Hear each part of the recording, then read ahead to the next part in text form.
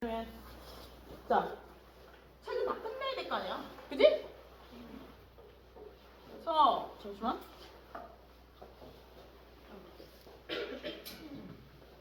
볼게. 여기 보면 1인 잠시만. 이거 번잡하네.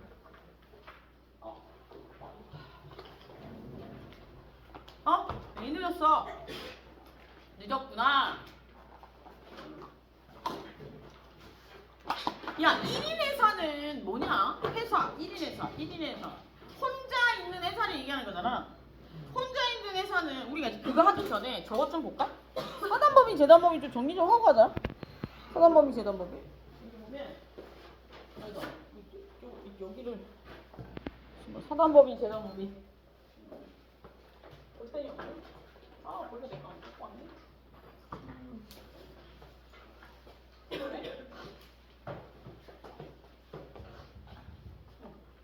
안 돼? 그래? 내가 껐구나. 이걸로 하자. 저걸 안 갖고 왔다. 보면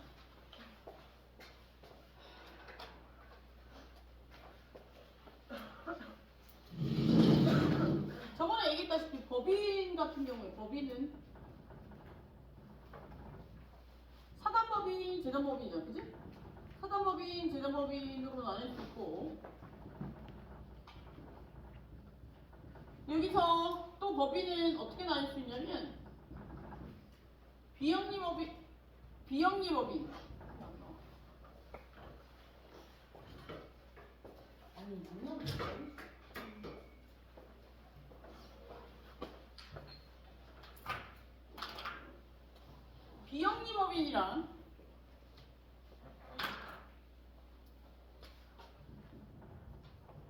영리법인 이렇게 나눌 수 있다, 그지?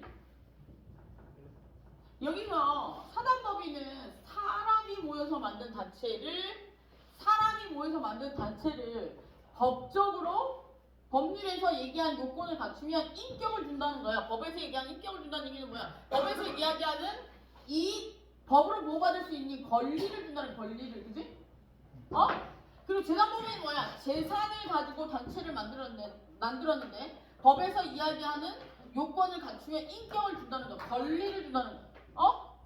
이게 사단법인, 재단법인의 정의야. 그러면 법인이 구성할 때는 첫 번째는 사람이 모여야 사단법인이고 재단법인은 재산이 모여야 되는 거잖아. 그럼 법인의 성립 사유가 사단법인은 사람이고 구성원이고 재단법인은 재산이잖아. 그러면 소멸사유도 똑같을 거야, 그지?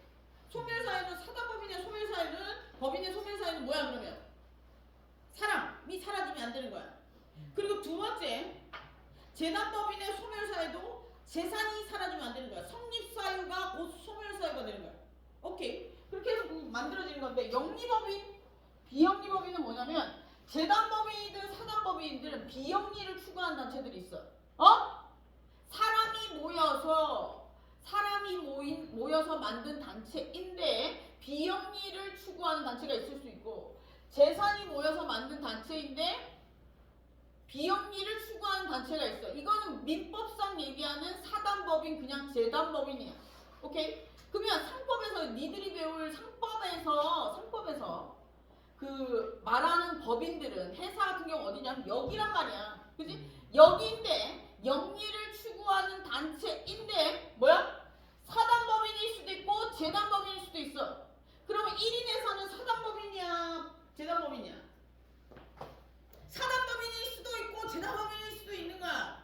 우리 알겠지? 근데 여기에서 우리가 얘기하는 회사는 뭐가 중요하냐면 회사 성립의 목적이 중요한 거야. 예를 들어서 사람이 모여서 만든 단체인데 비영리를 추구해. 그러면 소모임 이런 것들 얘기하는 거야. 종중, 문중 이런 거 얘기하는 거고 재산이 모여서 만든 단체인데 재단법인은 어디 얘기하는 거야? 학교, 장학기금 이런 거 얘기하는 거야. 그러면 얘네들은 목적이 뭐야? 비영리를 추구하는 사단법인의 목적은 뭐야? 친목도모. 그들이 모인 목적이 있을 거 아니야. 그게 목적이야. 근데 재단법인의 목적은 뭐야? 재산을 가지고 뭔가 하고자 하는 영리법인은 재단법인이든 사단법인이든 영리법인은 뭐냐면 이런 거지. 영리를 추구해야 되는 거야. 최종 목적은 영리야. 사람이 모여서 만든 단체든 뭐 재산이 모여서 만든 단체든 뭐야? 목적은 저거야. 그치? 그럼 1인 회사는 사단법인이 될 수 있고 재단법인이 될 수도 있어. 근데 1인 회사가 예를 들어서 없어지려면 소멸하는 건 뭐야? 그 회사가 만들어진 영리를 추구하는 목적이 있을 거 아니야. 그게 사라져야 없어지는 거야. 이해됐지? 그러니까 회사가 사단법이냐 재단법이냐 중요하지 않다고. 그 회사가 추구하는 목적이 있을 거 아니야. 유한회사든 무한회사든 뭐 목적이 있을 거 아니야. 주식회사든 그 목적 달성이 중요한 거야. 목적 달성 플러스 뭐야? 그 영리 그게 회사야. 이해되니? 그게 무한회사가 될 수도 있고 유한회사가 될 수 있고 무한책임회사가 될 수 있고 유한책임회사가 될 수 있고 한명회사가 될 수 있고 합자회사가 될 수 있는 거야. 그럼 예를 들어서 한명회사는 뭐야? 무한책임 사원들이 모여가지고 만든 단체야. 그럼 얘는 사단법인이냐 재단법인이냐? 사단법인인데 영리를 추구하는 단체. 오케이? 근데 무한책임이래. 망하면 싹 다 책임지는 거야. 그렇게 생각해야지. 사단법인 따르고 재단법인 따르고 이렇게 생각하면 안 된다고. 한명회사든 합자회사든 유한책임회사든 무한책임회사든 유한합자회사든 뭐 다 사단법인도 될 수 있고 재단법인도 될 수 있는데 얘들은 영리를 추구해. 근데 그 구성원의 투자자들의 형태가 어떻게 돼 있냐에 따라서 나뉘는 거야. 오케이?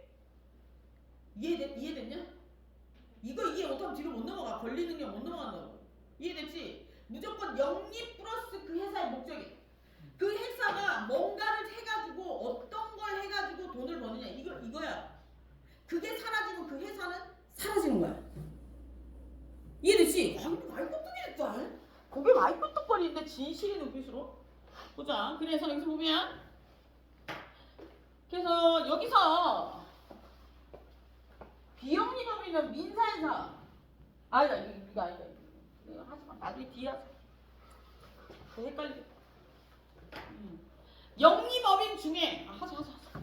영리법인 중에 민법상 법인이고 얘는 영리법인 중에 민사회사랑 상사회사가 있단 말이야. 민사회사 상사회사 있잖아. 민사회사는 뭐야? 상사회사는 뭐야? 상법에서 일어난 일인데 회사래. 상거래인데 상법에 나와 있는 거래를 했는데 회사래. 영리를 추구하는 사단법인 재단법인이래. 그럼 뭐야? 22가지 상행위 22가지? 그 상행위를 해가지고 영리를 추구했는데 사단법인지 재단법인지 모르겠지만 유한회사인지 무한회사인지 유한책임회사인지 유한회사인지 모르겠지만 하여튼 그런 회사래. 오케이? 그게 상사회사. 민사회사는 뭐야? 우리가 상거래를 꼭 상법에서 얘기하는 상거래만 있는 거 아니잖아. 그지? 그 나머지 상거래를 통해서 이윤을 추구했대. 그 경우에는 민사회사라고 한대. 이해됐지? 근데 그게 사단법인지 재단법인지 모르겠대. 그거는 처음에 성립할 때 책이 없어. 책이 없다고 얘기해 주는 거 알아들어야 한다고. 그래도 권리 능력, 행위 능력 넘어가자. 왜냐면 이게 지금 그래서 기타 분류에 보면 상사회사, 민사회사 나오잖아. 상사회사, 민사회사는 그 얘기 하는 거야. 그지? 상법상 나오는 상거래를 가지고 사례를 상법상 나오는 상거래, 상법에서 나오는 상거래를 가지고 돈을 버는 회사. 회사라는 건 뭐냐면 법인이 아니고 회사잖아. 회사는 이윤 추구가 목적이야. 그지? 그렇게 해서 상사회사는 상법에 나와 있는 회사. 상법에 나와 있는 상거래를 가지고 돈을 버는 곳. 민사회사는 뭐야? 상법에 나와 있는 상거래는 아니지만 영리를 추구해서 일을 해가지고 영리를 추구해서 돈을 번대. 오케이? 그래봐. 비상장회사는 뭐야? 상장회사, 주식을 상장시키는데 상장회사가 있고 주식을 상장시키지 않았는데도 이윤 추구하는 회사가 있잖아. 그게 비상장회사라고 하고 내국회사는 뭐야? 나라 안에 있는 회사, 외국 회사는 뭐야? 밖에 있는 회사. 별거 있니? 그 정도. 그리고 회사의 능력 들어갔는데 능력과 관련해서 있잖아. 얘들아 의사 능력이랑 막 이런 거 나오는데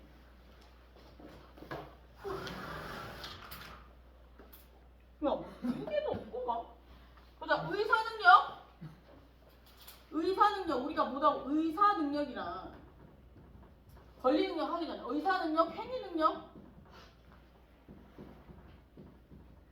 책임 능력, 책을 보다 보면 나오거든? 권리 능력 그거 나오고. 권리 능력은 뭐냐면 권리, 법률상 보호받을 수 있는 이 권리를 가질 수 있는 능력이야. 권리를 가질 수 있는 능력은 뭐야? 1. 태어나면 돼. 2. 거기에 주민번호를 부여받으면 된다고. 오케이. 이게 자연인. 두 번째는 뭐야?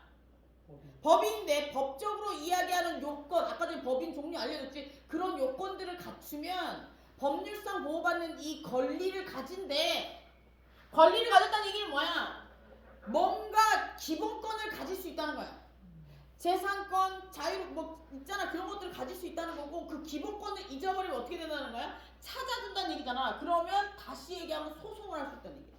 그러니까 권리 능력을 가졌다는 얘기는 뭐냐면 1. 재산권, 쉽게 이야기하면 재산권을 가질 수 있다는 얘기고, 기본권을 가질 수 있다는 얘기고, 그리고 두 번째는 뭐냐면 그 기본권을 누군가가 침해했을 때 구제받을 수 있다는 거, 소송을 할 수 있다는 거. 두 가지야. 소송의 당사자가 될 수 있다는 얘기거든. 그래서 여기서 보면 권리 능력 그거고, 권리 능력을 가진 사람들 중에 의사 능력은 뭐냐면, 행위 능력은 뭐냐면, 잘 들어야 돼. 행위 능력은 나이로 끊었대. 나이로 끊었대. 미성년자는 행위 능력이 없어. 그리고 미성년자가 아니고 성인은 행위 능력이 있다고. 오케이? 그리고 법원의 판결. 법원의 판결은 뭐야? 예를 들어서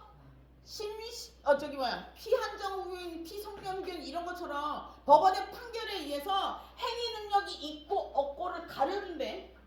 그리고 의사 능력은 뭐냐면 이런 거야. 예를 들어서 내가 성인인데 행위 능력이 있는데 그 순간 뭔가 판단할 능력이 없었다는 거야. 이해되니? 근데 예를 들어 치매 환자가 행위 무능력 선고를 피성년 후견이 선고를 받다 놓지 않으면 의사 무능력 상태인 거야. 근데 행위 능력을 가지고 있는데 판결을 받지 않았기 때문에 만약에 문제가 되면 이건 소송해야 되는 거야. 이해되냐? 그러니까 얘는 법적인 기준이 명확하게 있는 거야. 이해되지? 근데 얘는 법적인 기준이라보다는 내가 이걸 딱 보고 이걸 할 수 있는 능력이 있느냐, 나 저거 할 수 있어 없어, 이건 뭐 의사 능력은? 무슨 알겠지? 그러니까 미성년자는 의사 능력이 있는 거야? 미성년자는 의사 능력이 있는 거야? 야, 의사 능력이랑 행위 능력이랑 다른 거라니까? 미성년자는 행위 능력이 있는 거 없는 거야? 행위 능력 없고. 그러니까 행위 능력은 법률상의 자격이나 선고가 있어야지만 판단이 되는 거야. 미성년자 안 되고, 그리고 선고를 받은 피성년후견, 피한정후견이 안 되는 거야. 근데 의사 능력은 미성년자 어떻게 되는 거야? 미성년자 어떻게 되는 거야? 미성년자에게는 있니? 미성년자에게도 의사 능력은 있잖아. 행위 무능력자이기 때문에 그게 사라지는 거고. 그래서 예를 들어서 이런 거야. 17세 미성년자도 의사 능력은 있지만 행위 능력이 없기 때문에 걔랑 거래하면 취소사유 되는 거야. 이해됐지? 우리가 태어나면 의사 능력이라는 건 뭐냐면 이런 거야. 예를 들어서 내가 이걸 했을 때 어떤 결과가 나타날지를 아는 능력을 얘기하는 거야. 그래서 우리가 권리 능력이 있다는 얘기는 뭐냐면 의사 능력도 있다는 거야. 내가 하고 있는 행위에 대해서 판단할 수 있다는 거야. 그런데 행위 능력은 뭐냐면, 그래, 네 의사 능력 있는 거 아는데 객관적인 기준을 봤을 때 있을 수도 있고 없을 수도 있기 때문에 딱 잘라줄게 해서 법원의 선고나 나이로 잘라버린 걸 행위 능력이라고 하는 거야. 이게 헷갈려하는 애들이 있어서 내가 얘기해 준 거야. 그러면 의사 능력은 있지만 책임 능력이 없는 애도 있을 수 있어. 미성년자는 의사 능력이 있지만 책임 능력이 없지. 범죄로 판단하는 능력인데 이것도 나이를 끊어놨잖아. 그러니까 우리가 태어나면 아주 어린 아이 빼고는 예를 들어서 권리 능력 있고 태어나면 권리 능력이 생기고 일정 기간 나이가 들면 내가 하는 것에 대한 사태 파악이 되잖아. 그 의사 능력이라고 한단 말이야. 내가 하고 있는 일에 대한 결과가 어떻게 될지를 예상하는 거야. 내가 이거 할 수 있고 없고를 판단하는 게 의사 능력이라고. 내 생각 생각을 행위로 옮겼을 때 어떤 게 나타날지를 생각하는 게 의사 능력이에요. 근데 민법에서는 그래 얘 아무리 의사 능력이 있다고 해도 아무리 똑같은 13살이라고 해도 얘는 판단할 수 있고 얘는 판단할 수 없고 막 천차만별이잖아. 그래서 나이로 끊었다고. 민법에서. 형법에서도 나이로 끊었다고. 그래가지고 법은 일률적으로 기준이 있어야 되잖아. 그렇게 해서 만들어진 게 행위 능력이랑 책임 능력이야. 오케이? 그러니까 단어를 정확하게 알았어요. 이게 막 여러 군데서 나오거든? 이제 이해됐어? 야, 그러니까 엉금엉금 기어다니는 아이 빼고는 의사 능력은 다 있다고. 아니, 근데 니 지금 의사 능력이 있냐 없냐? 내가 봤을 때 나한테 자꾸 살 안 받았다고 그러고 시축거리고 웃는 걸 봐서 너는 없는 것 같아. 네가 지금 하고 있는 행위가 어떤 파장의 물결로 올지 모르는 거야. 너 지금 좀 있으면 학점 내야 돼. 20% 40%는 내 맘이야. 저기 성적 중에 30%는 내 맘이야. 알지? 70%만 객관적인 기준이야. 너 이게 그러니까 이렇게 될 수가 있잖아. 그러니까 정확한 기준이 필요하다고. 그래서 민법에서는 행위 능력, 형법에서는 책임 능력인 거야. 왜 좀 찔려? 저는 열심히 하고. 그냥 농담이야. 또 발끈한다. 이거 그냥 농담을 한 거야. 뭔지 알지? 오케이. 내가 너를 주기적으로 안 먹었으면 얘기를 하겠니? 그냥 실천을 하지? 어때? 그래서 얘 객관적인 기준을 얘기하는 겁니다. 그래서 보자. 예를 들면 이제 권리 능력 이제 볼게. 여기서 이제 회사에서 능력과 1인 회사 같은 경우에는 그러면 사단법인일 수도 있고 재단법인일 수도 있어. 근데 1인 회사잖아. 그럼 사단법인이 안 되느냐? 아니지. 한 명 남아있잖아. 그런데 여기는 회사잖아. 1인 회사잖아. 사단법인일 경우에는 안 돼. 근데 1인 회사는 사단법인의 형식으로도 괜찮단 말이야. 왜냐하면 회사의 목적은 뭐야? 영리 추구잖아. 그러니까 필요 없는 거야. 그런 거. 사단법인이 재단법인이냐 그런 것들이 문제가 아니라고. 이해됐지? 근데 물론 1인 회사가 사단법인적인 성격을 가지고 있는 건 나중에 되면 좀 문제가 될 수 있겠지. 혼자서 운영하는 거. 그지? 근데 그러면 1인 회사에서 뭐 하나 더 물어보면 1인 회사에서 업무상 횡령이나 배임 이런 거 있을 수 있어? 있을 수 있다. 업무상 배임이나 횡령 예전에는 판례가 없었는데 지금은 왜 있냐면 예를 들어서 우리가 잘 생각해봐. 내가 내 이름으로 아파트를 샀어. 그 내 재산이잖아. 그러면 1인 회사는 법인 등록을 했다는 거잖아. 법인 이름으로 회사를 샀어. 그러면 이 법인에 투자한 사람이 분명히 있을 거라. 그지? 그 제3자를 위해서라도 이건 분리될 필요가 있지. 그래서 그걸 횡령한다든지 그러면 업무상 배임이 될 수 있는 거야. 그리고 세제 혜택도 많잖아. 그래도 국회의원들이 그냥 어째 사람들이 세금을 빼돌리기 위해서 세금 포탈이나 이런 거 하기 위해서 법인 사리잖아. 야, 니 그 업무상 차는 사는 거 되게 싸. 응. 그래서 뭐 형법상의 회사 저번에 얘기했다. 이거 회사 현명회사 뭐라 그랬어? 무한책임사원으로 구성되어 있대. 중개기사. 그리고 합자회사는 뭐야? 무한책임사원과 유한책임사원을 다 구성되어 있는 거야. 그러면 여기서 사원은 뭐야? 회사원 말하는 거야? 아니야. 투자자 얘기하는 거야. 오케이? 투자한 사람들 얘기하는 거고 회사의 회사원들은 뭐야? 그냥 인적 구성원이야. 그냥 인적 구성원은 그냥 고용된 사람이라고. 근로계약을 써야지. 얘네들 책임질 게 아니라 회사 망했다고 그 대리가 책임지냐? 바이 이사나 이사급이나 이런 사람들은 근로계약서 안 써. 근데 물론 이사 이런 사람들 근로계약서 쓸 수도 있겠지. 그러면 걔는 근로자인 거야. 이해됐지? 그리고 유한책임사원은 뭐야? 유한책임사원은 구성된 회사를 얘기하고 주식회사는 뭐야? 주식을 퍼트려가지고 그걸 팔아가지고 투자금을 받아가지고 회사를 차는 게 주식회사야. 그리고 유한책임회사는 유한회사 같은 경우 유한책임사원으로만 구성된 회사를 얘기합니다. 뭐 회사의 형태는 여러 가지가 나올 수 있어. 그지? 이제 넘어가자. 상사회사, 민사회사도 기타에 분류해서 나오잖아. 상사회사, 민사회사 같은 경우에는 상행위를 목적으로 하는 상사회사, 즉 상법상에 나와 있는 상행위를 하는 것들. 민사회사는 뭐야? 영리, 상행위 외에 여기서 상행위라는 건 뭐야? 상법에서 얘기하는 행위를 얘기하는 거잖아. 그래서 그거 외에 영리를 추구하는 것들을 민사회사라고 해. 그래서 전자는 당연상인이라고 하고 두 번째는 의제상인이라고 해. 당연상인이라는 건 뭐야? 자연인.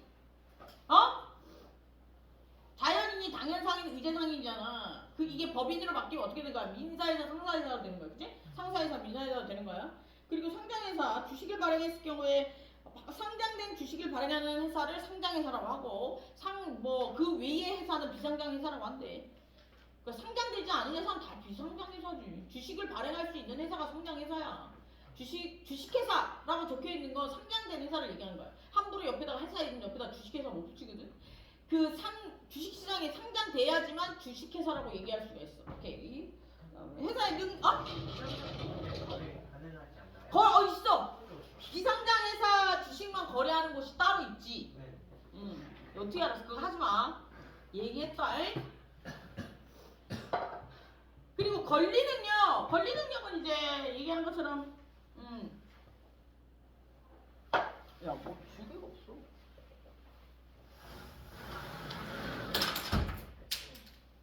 권리능력은 보면 우리가 권리능력을 보면 태어나면 그냥 가지는 거잖아, 그지? 아까 전에 그 권리능력 중에 권리능력을 가지고 의사능력도 당연히 권리능력을 가진 사람은 내가 어떤 일이 일어났을 때 이게 된다 안 된다 사태 파악을 할 수 있는 능력이 의사능력이야, 그지? 그 중에 민법에서 행위능력이라고 해서 네가 지금 하고 있는 법률행위가 어떤 법률 효과를 나타낼지 예상할 수 있는 능력을 행위능력이라고 해. 이거 민법상, 상법상 민사법, 민법이든 상법이든. 그리고 책임능력이라는 건 뭐냐면 책임능력. 내가 지금 하고 있는 이 행위가 어떤 범죄의 결과 또는 처벌이 일어날 줄 아는 능력을 얘기해. 그럼 이건 형법. 이렇게 되는 거야? 이해됐지? 그러면 여기서 법인은 행위 능력에 대해서 법인은 그러면 권리 능력 있고 행위 능력 있니? 잘 생각해. 법인이 움직이나 안 움직이나 생각을 하고. 있습니다. 있니? 네. 법인의 행위 능력 개념이 어딨어? 주주들이 의견을 내서 할 수. 법인은 주체 측이 아니고 법인은 주식회사, 예를 들어서 주식회사 혜택 이거잖아. 얘네들 일단 권리 능력 취득하면 뭔가 재산 취득할 수 있고 소송할 수 있는 거야. 그지? 행위 능력. 그러니까 그때 바로 행위 능력을 취득하고 무능력자의 개념이 있냐고. 잘 질문 잘하세요. 행위 무능력자의 개념이 있냐고. 그런 건 없지. 그지? 그래서 법인은 그냥 행위 능력을 따질 만한 저기가 어때? 행위 능력을 따지려면 실질적으로 움직여야 된다고. 법인이 움직이는 게 아니잖아. 법인의 구성원이 움직이는 거잖아. 그때 법인 같은 경우에 행위 능력을 따질 필요가 없어. 이해됐지? 그래서 여기서 보면 권리 능력. 그래서 여기 우리가 권리 능력 중에 자연인 법인 나올 수 있는 거지. 권리 능력을 행사할 수 있는 건 자연인 법인. 자연인은 실질적으로 태어나면 출생신고하면 인격이 생기는 게 어떤 인격? 법에서 보호받을 수 있는 인격이니까 권리겠지. 법인은 뭐야? 살아있는 생명체는 아닌데 어떤 사람들이 일정 부분에 모였대. 그래 그 단체 이름으로 뭔가 재산을 가지거나 권리를 가지거나 소송을 하고 싶대. 그래가지고 그거 이름으로 등록했대. 법률이 요구한 요건을 갖춰가지고. 그지? 그래서 우리가 자연인은 권리 능력, 행위 능력 다 나와야 돼. 근데 법인은 권리 능력, 행위 능력 개념 다 나온 게 아니고 그냥 권리 능력이 있으면 행위 능력도 있다고 보는 거야. 무능력자의 개념이 있을 수가 없는 거야. 움직이는 애가 아니잖아. 그러면 법인이 행위 무능력자를 고용해가지고 일을 했어. 예를 들어 보면 이런 거야. 예를 들어 미성년자랑 거래하면 취소 사유가 되거든. 근데 어떤 법인이 미성년자를 고용해가지고 거래를 했어. 이건 취소 사유냐? 그건 아니라는 거야. 내가 미성년자랑 거래하는 게 아니잖아. 법인이랑 거래하는 거잖아. 그럼 법인은 어떻게 하냐면 미성년자를 자기 조직 내의 규칙에 의거해서 뽑는 거기 때문에 자기들이랑 책임지는 거야. 이해됐어? 그러니까 행위 능력의 개념이 중요하지 않다고 없다고 그냥. 실제로 법이 움직임이 아니니까. 이해됐냐? 뭐 이해를 못한 표정이지? 얘만 이해한 것 같은데?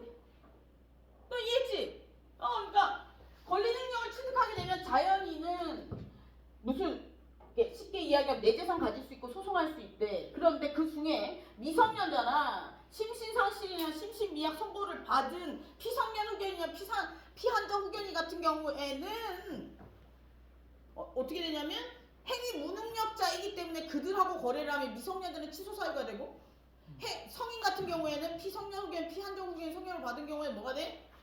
무효 사유가 되는 거야. 그지? 근데 법인은 그런 게 없잖아. 법인은 그냥 권리 능력이 생기면 재산 소유할 수 있고 뭐 할 수 있어? 소송할 수 있는 거야. 근데 그 안에서 움직이는 애들이 있어. 움직이는 애들이 행위 능력을 따지는 거야. 행동을 하니까. 근데 법인 같은 경우 움직이는 게 아니잖아. 그래서 법인은 자기가 움직일 수가 없으니까 행동을 할 수 있는 행위 능력이 있는 사람을 뽑잖아. 그럼 그 뽑아가지고 행위 능력이 있고 없고는 상관없는 거라고. 그들 내부 규칙으로 한다고. 그러니까 행위 능력이 문제되지 않는다고. 법인에서. 이 정도 하자. 더 갔다가 더 헷갈리겠다. 그래서 여기 권리 능력이 왜 중요하냐면 우리가 법률행위를 함에 있어서 기본은 뭐야? 법률행위를 한다는 건 뭐야? 법을 근거로 해서 일정한 행동을 하는 거잖아. 그럼 내가 법률행위라는 얘기는 뭐야? 계약을 해. 계약을 할 때 제일 중요한 게 뭐야? 1. 권리를 취득할 수 있어야 될 거 아니야. 권리 능력이 있어야 되는 게 기본이야. 자연인이든 법인이든 권리 능력이 있어야 되는 게 기본이라고. 응? 맞잖아. 법률행위를 하려면 기본적으로 뭐가 있어야 돼? 주민번호가 있어야 할 거 아니야. 번호가 있어야. 그래서 권리 능력이 제일 처음 나오는 거야. 근데 우리가 법에서 법을 공부할 때 권리의 주체, 권리의 객체, 그리고 법률행위,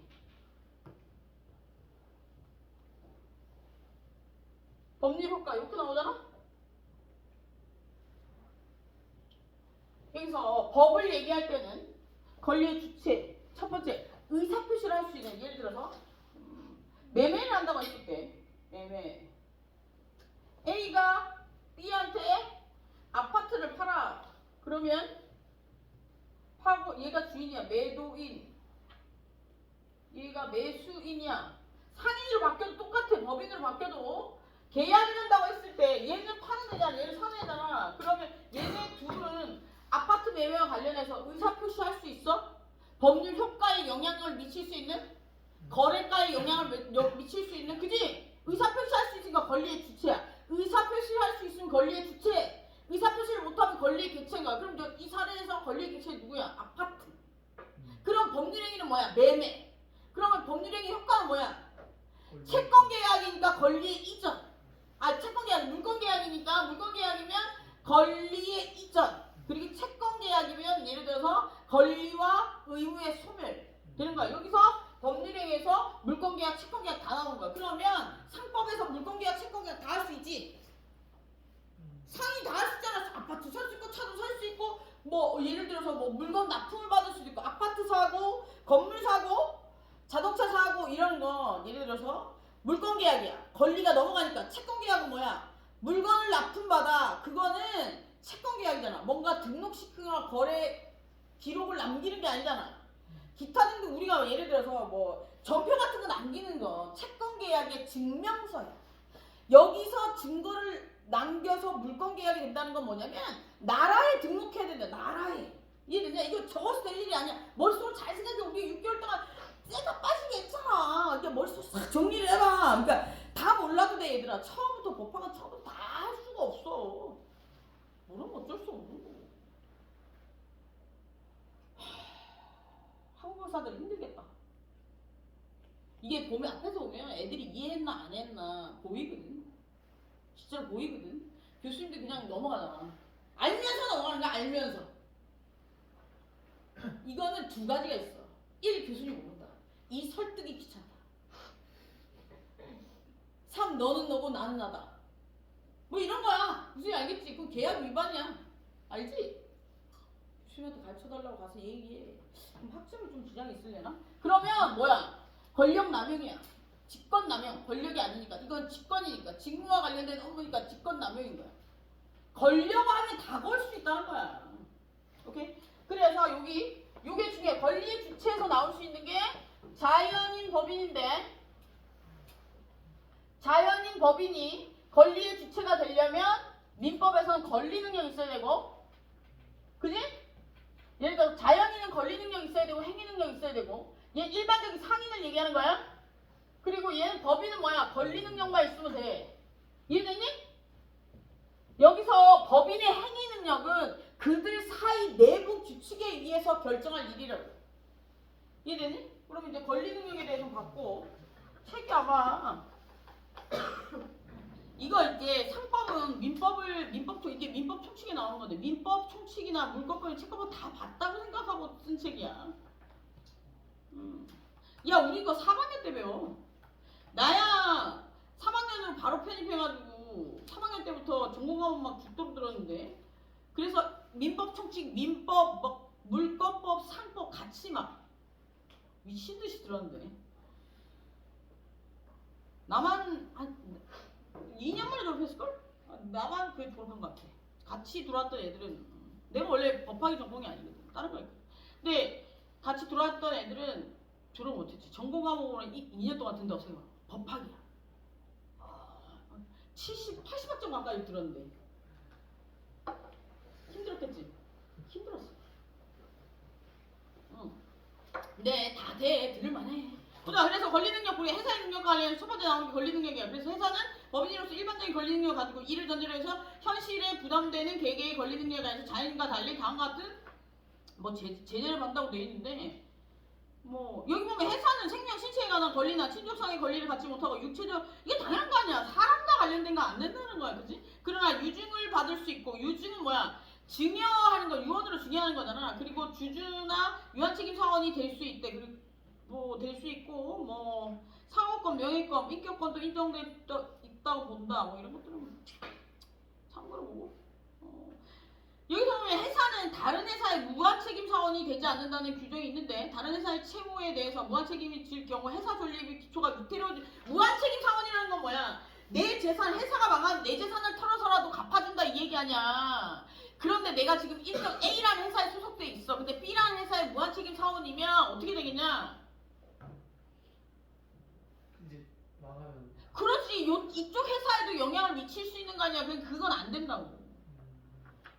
뭐 이거 다 어떻게 외워? 그래서 목적상의 특징, 뭐 법인은 법률의 규정을 쫓아서 정관으로 정한 목적 범위 내에서 권리와 의무의 주체가 된다. 법인은 법률이 정하는 법률의 규정을 쫓아서, 법인은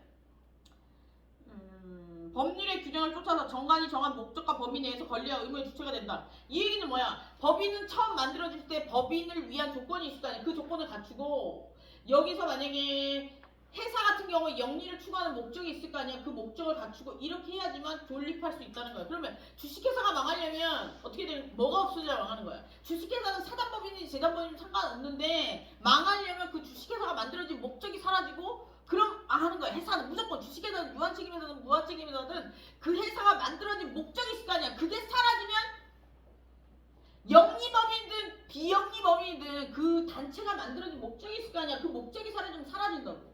여기도 그 얘기잖아. 여기서 보면 목적의 범위 내에서 권리와 의무의 주체가 된다. 이 얘기는 뭐야? 권리와 의무의 주체가 안 된다는 얘기는 뭐냐면, 회사가 없어졌다니까. 법인이 생기면 권리 의무의 주체가 되는 거잖아. 번호가 생기면 권리 의무의 주체가 된대. 그지? 근데 법인이 사라지면 권리 의무가 사라지는 거야. 이해됐지? 완전 쌍박하게 이상하게 적었다. 책을 하나 쓸까? 너 나랑 같이 쓸래? 야, 내가 요번 학기에 진짜 결심을 하고 책을 쓰기 시작했거든. 아직 3분의 1밖에 못 썼어. 난 다 쓰면 연락해줄게. 카톡방 나가지 말고 있도록 해. 다 쓰면 무료로 배포할게. 근데 너무 어려워, 너무 어려워. 아니 이게 머릿속에 있는 생각을 말로 하는 것도 어렵지만 글로 표현하는 건 더 어려운 것 같아. 이게 챗GPT의 도움을 좀 받긴 해. 내가 이렇게 챗GPT한테 야 이를 적어. 그래 이게 맞니? 그럼 얘가 막 의문을 제기한단 말이야. 이 부분은 약간 틀린 것 같아요. 그럼 내가 봤을 때 맞거든? 내가 봤을 때 맞는데 이러면 얘가 계속 논리적인 반박을 하다 이게 길어진 거야. 근데 이게 왜냐면 검증을 좀 해야 되거든. 내가 머릿속에 하고 있는 생각이랑 그 규정이랑 좀 다를 수도 있거든. 근데 대부분 80%는 맞는데 20%는 약간 삐뚤어서 나갈 때도 있어. 난 솔직히 학교 다닐 때 책임 능력이랑 행위 능력이 똑같은 말인 줄 알았거든. 왜 알겠니? 근데 이게 책임 능력이 행위 능력이 다른 말. 그러니까 나는 이렇게 생각했어. 그래 민법상 행위를 할 때 결과를 예상할 수 없으면 행위 능력이다. 그러면 그래서 민법이나 상법에서는 행위 능력이라고 얘기하는 거고 예를 들어 형법에서는 내가 하고 있는 행위가 어떠한 범죄 결과나 어떠한 처벌을 날 수 있다는 걸 예상하지 못하면 책임 능력이라고 해서 나는 학교 다닐 때 어떻게 배웠냐면 예를 들어 우리가 권리를 취득하고 의사 능력이 있는데 민법상 뭔가 자기가 하는 행위에 대해서 책임을 못 지면 행위 능력이 없다라고 얘기하고 형법상 자기가 하고 있는 행위에 대해서 책임을 못 지면 책임 능력이라고 했는데 근데 챗GPT한테 물어봤거든. 야 이거 맞니까 얘 틀렸대. 근데 왠지 맞는 것 같지 않냐? 이런 것들을 내가 잘못 적으면 좀 할 수가 있는데 내가 말하는 게 맞는 것 같지 않냐? 근데 어떻게 보면 틀리고 어떻게 보면 안 틀린 거야. 그래서 챗GPT 이럴 때 쓰는 거야. 레포트 베낄 때 쓰는 게 아니고 얘들아. 어? 이게 그래서 이제 끝날 때가 다 돼가잖아. 내가 AI 학위가 있잖아. 몰랐니? AI 학위 마지막으로 딴 거야. 그래서 지금 AI 박사과정 가려고 하는데 등록금이 너무 비싸서 못 가. 네가 쓸래? 1,000만 원이야. 대박. 영어로 수업한대. 그래서 영어도 자신 없고 등록금도 너무 비싸. 못 가는데 AI 챗GPT 사용할 때 그 범위를 한정해 주는 게 제일 중요해. 그 유료 서비스를 사용할 때 무료 서비스를 사용하면 상관없는데 공부에 있어서 활용하는 도구로 굉장히 괜찮아. 많이 알고 있으니까. 우리가 인터넷 찾는 거랑 비슷해. 근데 이제 범위를 한정시켜줘야 돼. 예를 들어 2025년 상법 기준으로 해서 뭐 5월달 상법 기준, 7월달 상법 기준, 11월달 상법 기준으로 해서 찾아오라고 그러면 얘가 명확하게 찾아와. 근데 그걸 안 하면 얘가 외국 자료도 있고 한국 자료도 있고 막 이러니까 중구난방으로 쳐다보면 얘도 헷갈려가지고 새로운 법을 만들더라. 나 깜짝 놀랐다. 법을 만들고 범죄를 만들더라고 얘가. 보자. 그래서 여기서 보면 그런 얘기. 그래서 뭐 성질은 그런 거고 회사는 다른 사람이 못하고 넘어가자. 그 다음에 학설 이런 거 볼 필요 없고 넘어가서 판례 이런 거 판례 정관 이것도 넘어가. 의사능력, 행위능력 나오지. 의사능력 그럼 법인 같은 경우에는 의사능력이랑 행위능력 자체가 없지. 권리능력이 있으면 그냥 다 재산 살 수 있고 소송할 수 있잖아. 사람이라서 미흡하기 때문에 사람이라서 술 처먹어서 사람이라서 마약해서 심신상실 책임 무능력자 행위능력 예를 들어 치매가 와서 행위능력 이렇게 생길 수 있는 거지. 법인이 술을 처먹니? 법인이 약을 하냐고. 법인한테 미성년자가 있어? 그러니까 의사능력이랑 책임능력 얘기는 행위능력이랑 책임능력 얘기는 나올 수가 없는 거야. 이해됐지? 법인은 무조건 권리능력 하나. 권리능력 취득하면 행위능력, 책임능력 뭐 다 있는 거야. 사람한테만 변수가 생길 수 있는 거라고. 내가 외국인 수업을 가가지고 외국인들도 법을 이제 공부하는 그런 수업을 가가지고 이제 애들이 한국말을 자연스럽게 못하잖아. 그러니까 영어를 해도 이제 내가 또 영어를 그만큼 또 지들만큼 또 영식하지 못하니까 아주 세게 얘기를 했더니 외국 수업 안 가려고. 강의 평가가 욕설을 했대. 그래서 내가 욕설이 뭐냐고 내가 물어봤거든. 이제 예를 들어서 이런 거야. 계약을 설명하는데, 그 매매 계약을 그 집주인 임대차 계약을 설명하는데, 야 나쁜 주인은 뭐라고 해야 되겠냐? 지랄 맞은 주인이라고 하면 그거 욕이냐? 외국인 기준으로 욕일까? 영어로 하신 거예요? 아니 이거는 영어로 약간 했지. 그러니까 결론적으로 얘기하면 이제 지랄 맞은 주인이라는 뜻이야. 욕이냐 이거? 비속어래. 그래서 내가 뭐 거의 봉사 개념으로 나가는 건데 나 안 간다고 그랬어 이제. 연락하지 말라고 그랬어. 야, 그렇지. 내가 가만히 생각해보니까 근데 내가 그렇게 얘기해놓고 가만히 생각해보니까 문화권마다 차이가 있잖아. 그럼 예를 들어 우리나라에서는 표현할 때 지랄 맞은 주인 개 같은 주인 이렇게 얘기해도 별달리 확 닿지 않겠지만 외국인 입장에서 좀 그럴 수도 있을 것 같다는 생각이 좀 들긴 해. 다시 전화해서 어쨌든 수업은 안 할 건데 어쨌든 그 부분은 알았다고. 혹시라도 기회가 되면 그런 얘기는 좀 자제하도록 하겠다. 그랬지. 좀 처음에 화가 났었어. 그렇다고. 니들도 혹시 기분 나쁜 거 있으면 얘기해. 화 안 낼게. 보자. 그래서 이제 요거는 이제 알았지. 의사 능력이랑 행위 능력, 책임 능력 이런 게 있을 수 없어. 법인은 그냥 권리 능력 취득하는 순간 그냥 권리가 있는 거고, 법인이 권리 능력이 사라진 건 언제야? 의사 능력이, 무능력, 행위 능력이 다 필요 없고 법인의 소멸 사유가 생기면 끝나는 거야. 그러니까 법인에서 권리 능력 하나만 나오는 거야. 오케이? 그리고 이제 불법행위 능력 같은 경우에는 여기서 상법 210조에 회사를 대표하는 사원이 그 업무와 관련해서 타인에게 손해를 입혔을 경우에 회사는 그 사원과 연대해서 배상할 책임이 있다. 이게 무슨 얘기야? 회사는 법인이잖아. 법인이기 때문에 법인이 못 움직이니까 어떻게 한 거야? 그걸 대신해 줄 수 있는 직원을 뽑은 거 아니야. 여기서 사원은 일하는 자원이야. 밖에 나가서 무한책임 사원을 얘기하는 거지. 무한책임 사원은 유한책임 사원들은 경영권에 개입하지 않으니까 무한책임 사원을 얘기하겠지. 밖에 나가서 뭔가 하는 사람들 아니면 밑에 근로자들 이런 사람들이 밖에 나가서 사고 치면 어떻게 하는 거야? 법인이 일을 다 못해가지고 혜태가 일을 다 못해서 이사 무한책임 사원 뽑고 그지? 근로자는 구성원을 뽑아가지고 걔들이 밖에 나가서 일을 하든 안 해서 일을 하는 거 아니야. 근데 그게 제3자가 걸려있으면 누가 물어줘야 되는 거야? 권리 능력이 있는 우리가 법인이 예를 들어서 거래를 할 때는 법인만 살아있는 애야. 다른 애들은 다 죽은 애라고. 뭔지 알겠지? 그러면 그 법인이 못 움직여가지고 내가 다리가 아파가지고 너한테 시켰어. 네가 나가 사고 치면 누가 책임져야 돼? 내가 책임져야 돼. 근데 얘가 만약에 잘못했어. 그럼 어떻게 하는 거야? 나는 일단 물어주고 얘한테 가서 야 네가 잘못했으니까 이 부분은 네가 책임져 이렇게 구상권을 행사할 수 있는 거야.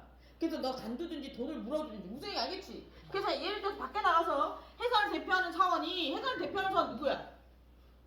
이사급들 경영에 참여할 수 있는 사람들. 예를 들어서 회장은 밖에 안 나가지만 본부장은 대신해서 나오잖아. 앞에서 배웠던 것 중에 누구야? 벌써 까먹었어! 누구야? 상업사인이 아니야? 맞아. 그래! 걔네들이 나가 사고 치면 어떻게 되는 거야? 사원이 그 업무 집행과 관련해서 타인에게 손해를 가한 경우에는 그 사원과 연대해야 배상할 책임이 있대잖아. 그 사원도 책임을 져야 되지만 법인이 책임을 진다고. 예를 들어서 우리가 버스 타고 사고 나면 버스 회사에 책임을 묻거나 아니면 기사 아저씨한테 물어도 되잖아. 근데 대부분 버스 회사가 물어주잖아. 연대에 책임지는 거야. 그래서 규정하고 있고, 한 명 회사의 대표이사는 직무상 불법행위에 대해서 회사의 책임을 인정한 규정으로 다른 회사도 중요하고 있다. 한 명이서 뭐 하는 회사야? 뭐로 구성된 회사야? 무한책임 사원. 2인상이 무한책임 사원으로 구성된 회사잖아. 그래서 대표 사원의 직무상 불법행위에 대해서 회사의 책임을 인정한 규정은 다른 회사에도 준용된다고. 판매회사 당연히 무한책임 사원이니까 뭔 문제 생기면 다 책임져야 되는 거 아니야. 그거 다 필요 없고, 회사에서 경영에 참여하고 참여하지 않든 제3자와 문제가 발생하면 다 책임져야 된다고. 회사나 그 회사를 대표해서 나가서 했던 사람이 어떠한 형태로 책임지는 거야. 예를 들어 무한책임 사원이라면 회사와 같이 동시에 책임을 져야 되겠지만, 만약에 구성원이라면 자기가 잘못한 부분에 대해서만 책임지면 되겠지. 근데 약간 그런 것들은 디테일하게 다를 수 있는데 일단 책임진다는 거야. 넘어가서. 그 다음에 쭉 넘어가서 주식회사 총수할 쉬었다 할까? 자본금 쳐.